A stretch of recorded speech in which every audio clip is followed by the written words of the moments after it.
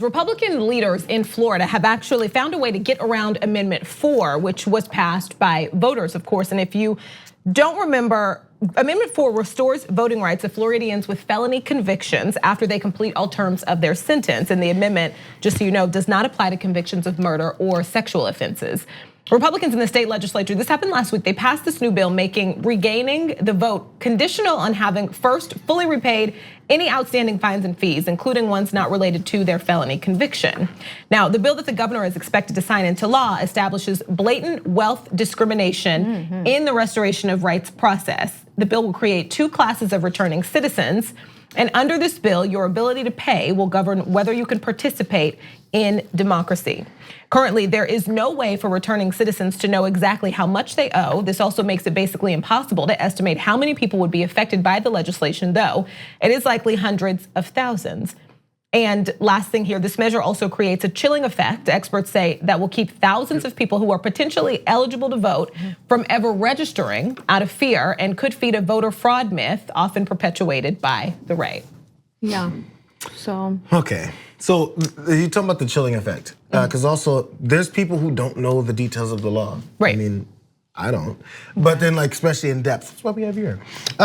So, I mean, even as far as just minor things people have done. Maybe they paid their fine, maybe they spent a night in jail, whatever happened. Maybe they had DUI and they're like, man, I wonder if this affects me. People don't know how it works. Yeah, I think that definitely, this is voter suppression at its finest, at its highest level, in the sense that, allow the convicted felons in it, so it wouldn't be DUIs necessarily, but right, but allow right, allow convicted felons to have this whole restorations of rights and have this whole victory, right? So everybody's like, yay, and then they're like, there's a catch.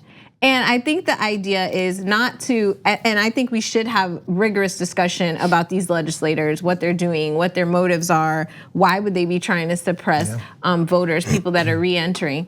But I think we need to work on a strategy to make sure that the people who are returning are they're eligible, they get registered to vote, we're finding out how much they owe and getting it paid and getting it done. You have to have a strategy to overcome that. I'm happy to talk about, the issues with it and the problems. It's obvious voter suppression, it's obvious posturing for 2020. It's obvious what's happening. I mean, they're making the assumption that every single convicted felon is possibly a Democrat and gonna, be the swing voters of the state of Florida, which is unreasonable.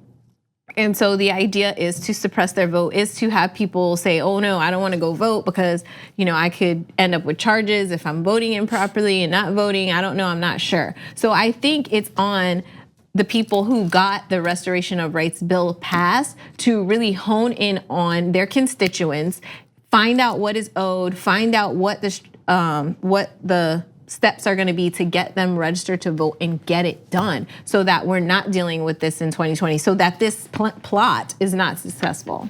And what's I think frustrating for a lot of people is the voters, the residents of Florida made a decision and they said, hey, people who are citizens of this state, of this country should not be disenfranchised. And so we think once you serve your time, you should have the right to vote. And then GOP lawmakers were able to say, we don't think so. But those people were voted in too. So you have to understand, these are elected officials making a decision on what the populace had already voted on. Right. So the idea is that the same people that voted for rights restoration were not calling their representatives and saying, do not vote for this. I do not want this. If you vote for this, I will not vote for you again. There's not enough at stake. Obviously, there was not enough at stake for them not to pass this bill to basically cut through the restoration of rights. Thank you very much for watching this clip from The Damage Report. If you liked it, don't forget to subscribe to this channel and ring the bell on YouTube to get notifications of our new videos. And of course, you can catch the full Damage Report live every weekday at 1 p.m. Eastern, 10 a.m. Pacific on TYT Network on YouTube TV.